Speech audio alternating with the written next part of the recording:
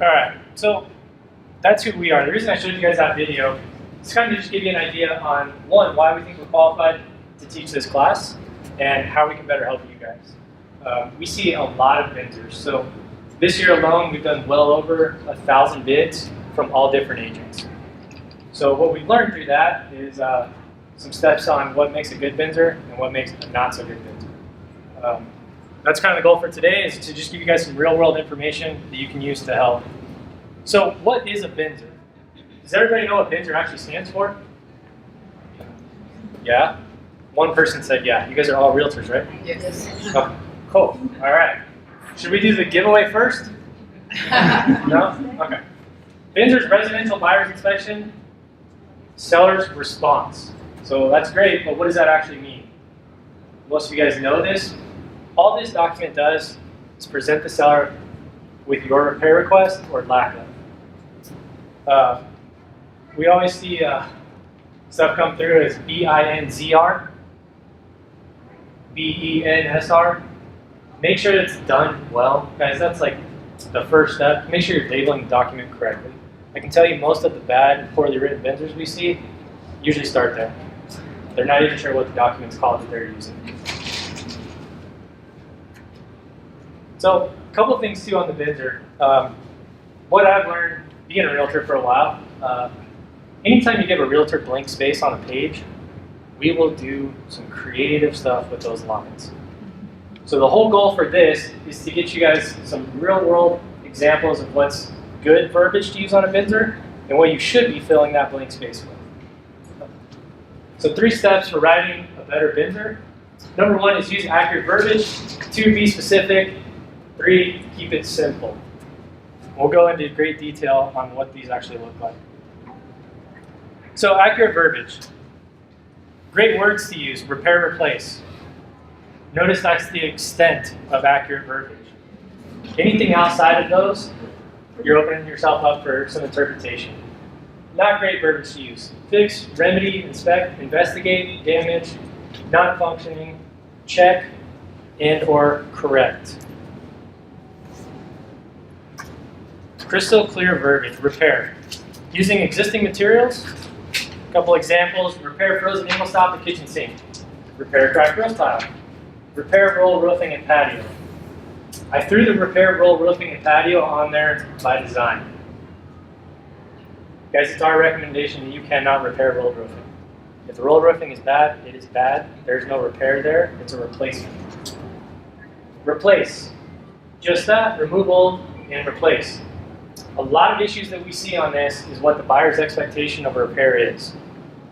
So if it says repair frozen angle stop the kitchen sink, is the buyer expecting that to be a brand new shiny angle stop when they do the final walkthrough?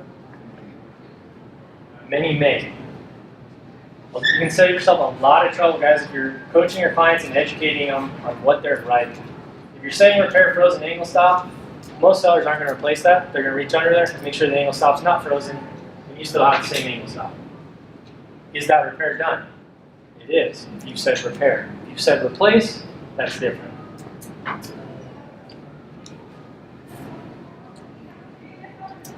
Here's some scary verbiage.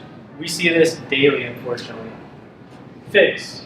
What does that mean, and who decides what fix is? Remedy. Again, what does this actually mean? You're not giving the seller any indication on what your expectation of a repair is. Inspect. It's inspected. Yep, it's broken. So what now? These are FYI statements. Investigate. So investigate plumbing. We've probably all seen that. What are you actually asking the seller to do? To investigate the plumbing, and then what?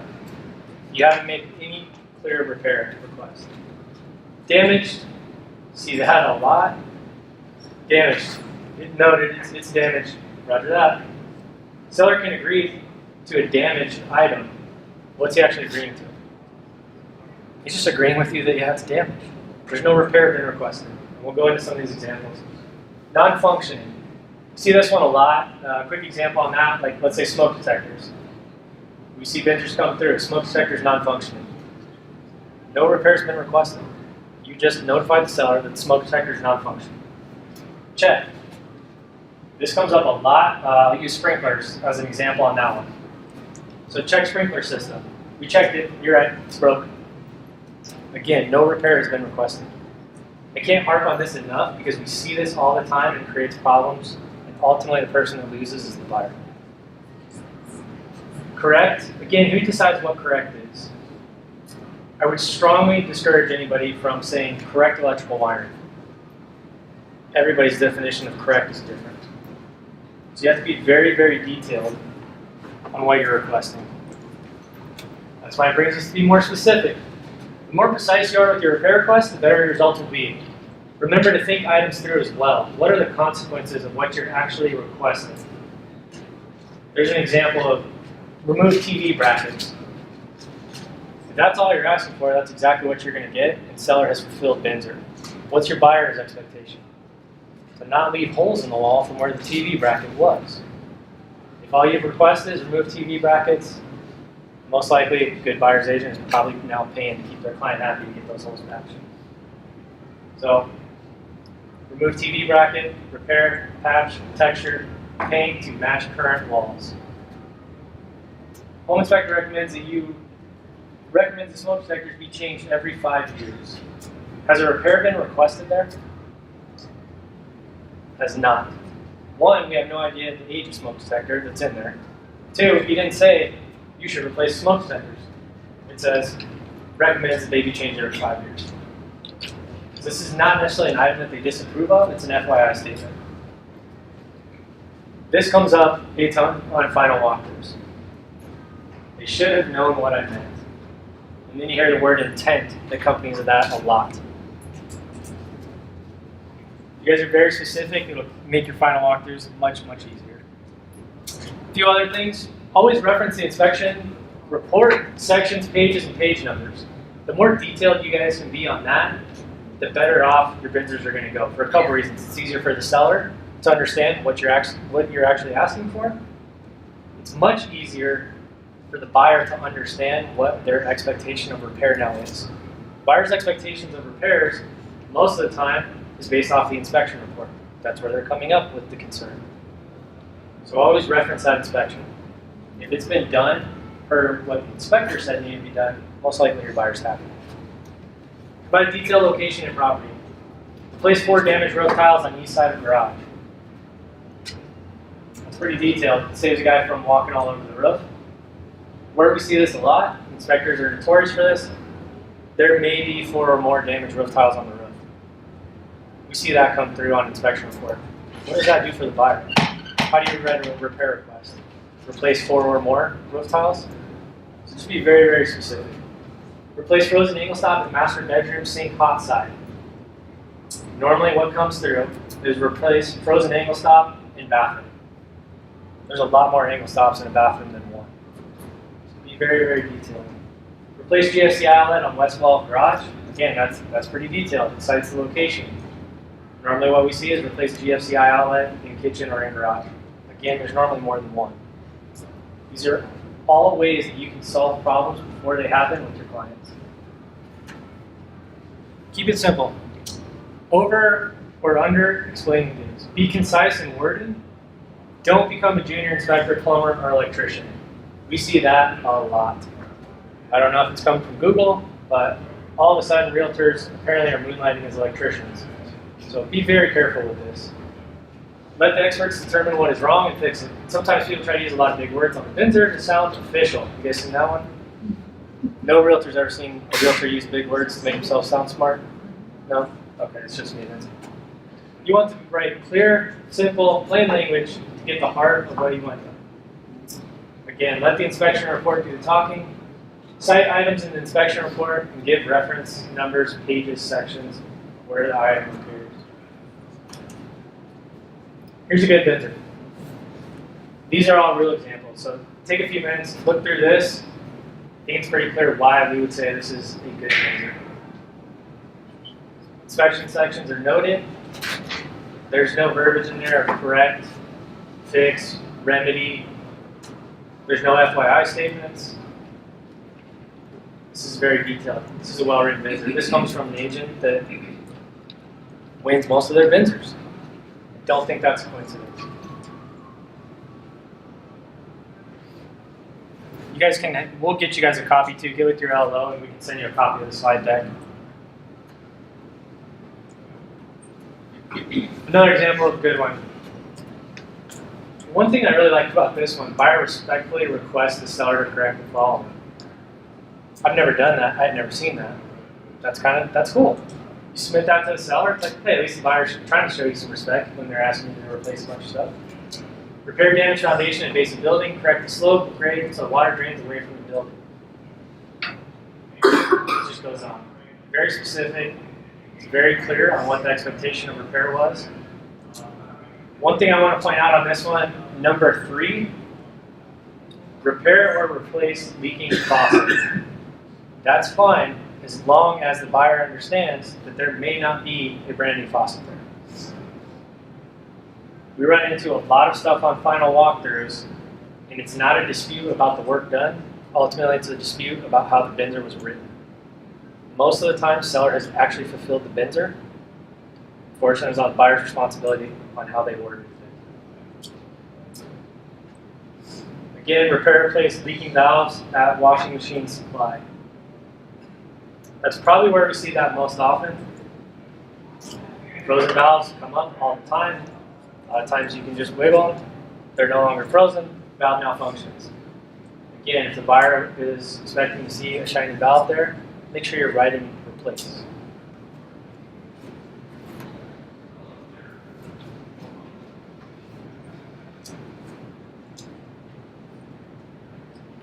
Have they asked for any items to actually be repaired?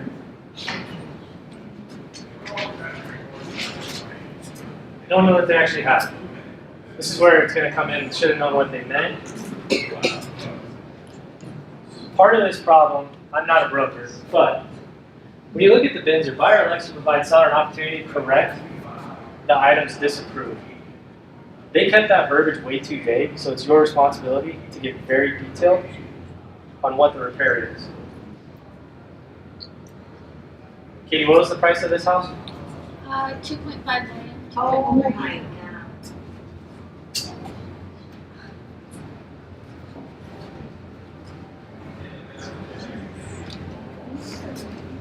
I don't know if it was on a napkin, but if it came through on a napkin, I would have felt even better about it. That was a pretty expensive house too, if I remember right. So, what have they actually asked to be repaired here?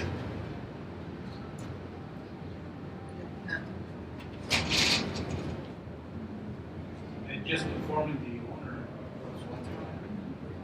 So there's one item that they asked to actually be repaired. Seller could agree to this Binzer and they would do one thing on here and they would fulfill terms of Binzer.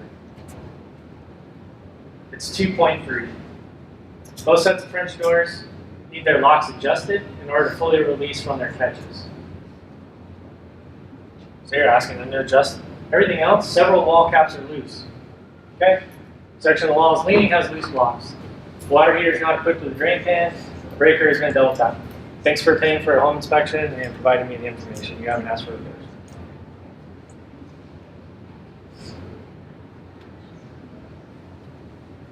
Lack of planning on your part does not constitute an emergency on mine. The reason we put this in there, it is daily. We will have someone, hey, can you do the repairs tomorrow? Probably not. A good repair company is probably not on 24-hour notice. This is very important, guys, as agents. If you're having an emergency and you're stressed for time, what do you think your client's experiencing? Can't stress this enough. We see this all the time. I guarantee Katie's got an email today. Hey, can you do this tomorrow? Or we close on Tuesday. There's more than enough time built into the purchase contract to handle this stuff. Put yourself in the buyer's shoes. If you're stressed out, scrambling trying to get repairs done, they're probably not having a very enjoyable experience, and that's your responsibility. That's all.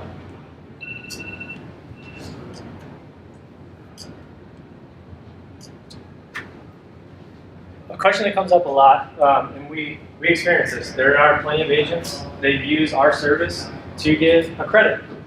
I do it for my own clients. We get that. I thought this would be helpful on how to do credits, especially as the market's shifting. It's becoming well, depending on your opinion, it's definitely a buyer's market again in most areas, and that's going to continue to trend that way. So what you're more likely going to see, you should be getting more repairs done for your clients, and more likely you're going to start getting more credits approved. Probably, in a lot of cases, already have closing costs covered at time of contract. So let's use an example, $250,000 house, you're getting 3% seller concessions moving in at the time offer is accepted. If you're using any of the loan officers in this room, you're not going to really need more than 3%. So now the seller comes back on a Binzer and agrees to do a credit in lieu of repairs, and that credit to be applied towards closing costs. Has anybody ever had a situation where the seller got out and didn't have to actually contribute what they said? We see this a lot. That's the reason. There's nothing left for closing costs. They cannot use that money. So now where does the money go? It goes back to the seller, and your client still doesn't have repairs done. Here's some verbiage that we recommend. I can tell you that the lenders in this room, because we use VIP, they like seeing this type of verbiage. Well, I shouldn't say they like seeing it, they don't see it. It's kind of the point. They don't see a Binzer. So how do you do a credit, negotiate on a Binzer, that the lender is going to thank you for when it comes across their desk? Talk to your broker first. I can tell you this has been working for years. We've never had any issues. So when your buyer can or still can use and needs credit, seller agrees to $1,500 credit in lieu of any and all repairs requested. Credit to be applied towards the buyer's closing costs, prepaid, home warranty, prepayment of HOA dues, title, and escrow fees. There's a reason why that verbiage gets long.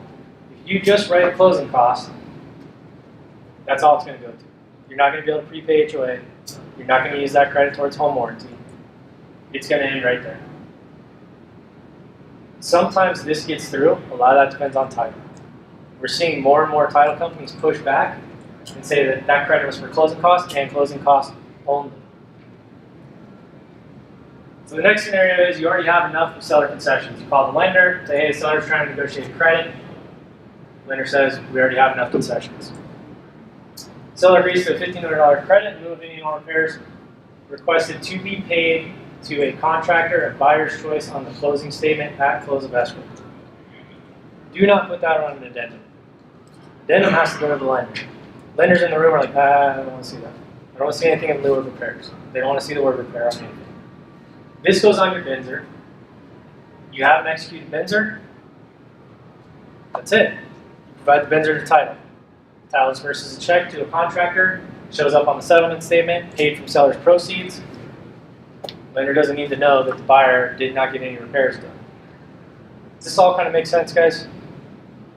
This is probably the most critical slide in the whole presentation. Can you elaborate on that, like how exactly that works with you? Do you guys get paid then after closing, or do you do the repairs before or after? Yep. Yeah, so whether it's us or somebody else, in this scenario, the property's closed before any repairs are done.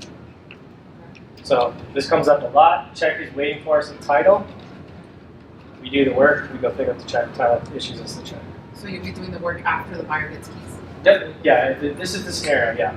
Because the seller hasn't agreed to do any work. So buyer can't have any work done on the house until they own it.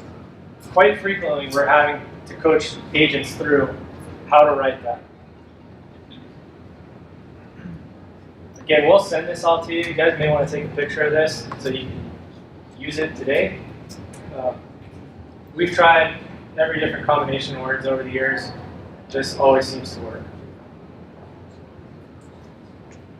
Any questions on this? We'll address those right now. This is important. Yes? What would you put down as a number in the first section where all the repairs are going to be requested? And with X amount? I would talk to your broker about this. My opinion is you cannot request a credit on a Binzer. Buyer can't request it. There's nowhere on there that it says requesting a credit. You are requesting repairs. That is it. So, can they respond and offer a credit? Sure. You cannot go in and ask for a credit. Some have a difference of opinion on this. This is what I have seen. It doesn't work out very well if that's how you're going in. What I suggest, I'm representing a buyer. Seller says, hey, we're going to offer a credit in lieu of repairs. Cool. I send them this verbiage. They need to respond with this verbiage. This will sail through any lender, any title, if it's done this way. Never have an issue. What happens a lot of times is we see agents submit back, they're offering a credit in lieu of repairs, and then they put that on an addendum. Does any lender want to see an addendum that says buyer receives $2,000 credit in lieu of repairs? No, that's like sending your lender a home inspection. You just don't do it. If they ask for it, you still don't do it. So I have put in there, buyer offers, so you can do all the repairs or give you credit, that's fine. But that's really a seller's response. My question to you would be, if I go to the title company and they have to reconcile it before they can close with the lender, I mean, at that point, the lender knows what's going on anyways, because they're gonna have to ask what's the credit for, right? Nope, it's on the seller side of the HUD. Does the lender care what the seller is doing on a closing statement, lenders? You what I think you're right. Nope. So that's why it's worded just like that. It's on the seller side of the HUD. It looks like to a lender that those are repairs that they paid for. They're just being paid out of escrow. It doesn't say repairs aren't done yet. It's just a line item, name of contractor, it's paid to them. How does the rest of the process usually go? Does the buyer call you guys and tell you what exactly they want for the $1,500? Like what kind of work? Yeah, I mean, and that's, so this is just general, whether it's us or anybody else. This is just to better represent clients, to use that verbiage about, if it's something, yeah, so let's say it's our company that's going to do those repairs, it would just be scheduled, usually it's scheduled prior to the closing date, so that we're trying to do it as soon after close as we can. So as soon as you know that this is the route you're going, whether it's us, a different contractor, go ahead and get it on the schedule. Any other questions on this? Credits? Is anybody already doing credits like this? Have you guys ever had an issue of getting a credit awarded and then not being able to use it for your client? Once, and then I learned. Yeah, that's exactly how this evolved. I made that mistake, it won't happen again.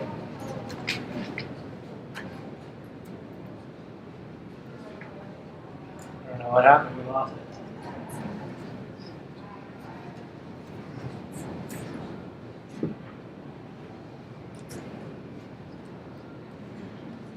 Huh.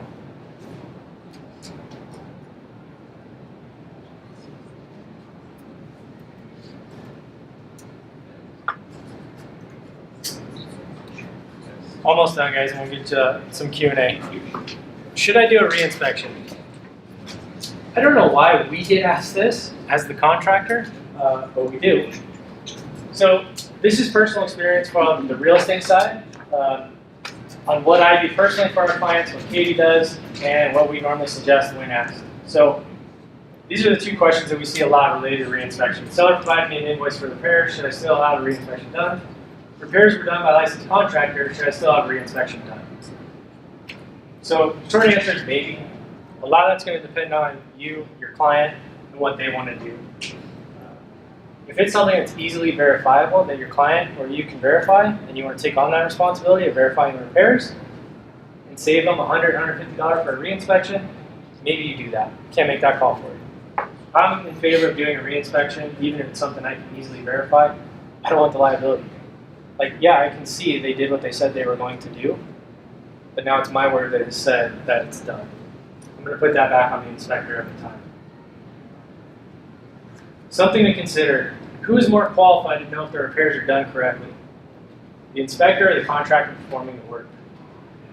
We're going to elaborate a little bit on this. So we've seen contractors work to be completed correctly and to code, but the home inspector feels different. This is not a bash on home inspectors, but you have to take a step back and realize what their job is and what they do every day. Does a home inspector do roofing every day? Nope. If it's a licensed roofer that has a good reputation, I'm going to go off what he says every time versus a home inspector. Yet we often see this. Inspectors love to put the verbiage in there, is not to code. Many inspectors have not really read the book of code. We see this all the time. So a quick example, Bridget and I were talking about this. Water heater. Depending on when the house was built, it doesn't have to be a stand. It can sit on the floor. And then you'll see it not to code. Well, who's code? GFCI outlets. You guys see that? Inspectors add up. There's no GFCI outlet in the kitchen. It's not to code. The house was built in 1962. They didn't have GFCI outlets. Like that. What code are you referring to? There's nothing in the contract that requires the seller to bring the house up to current standards, today's code. The anti-siphon valves, you guys inspectors write that up on hose bibs? No anti-siphon valves? No? Maybe it's just one. So we've seen plenty of times where inspector has noted that his opinion was that the work was not completed or not done well. Many times it's done well and it's done as it should be. So always keep that in mind. We've also seen very poor work done by a licensed contractor. I see there's a lot of times when I'm representing a buyer, they provide me an invoice, it's from a licensed contractor for repairs done, and then they get upset when they find out I'm doing a re-inspect. Their response is always the same. Well, it's done by a licensed contractor. Okay. There's contractors losing their license every day for shoddy work. Keep in mind, many times there can be more than one acceptable way to make a repair per code and workmanship requirements. I threw this in there, guys, mostly so that you can prep your client for how re-inspections come back quite often. You see a lot of stuff that's actually done correctly, inspector feels that it's not, and now you have this weird dispute 2 days before closing with your client. So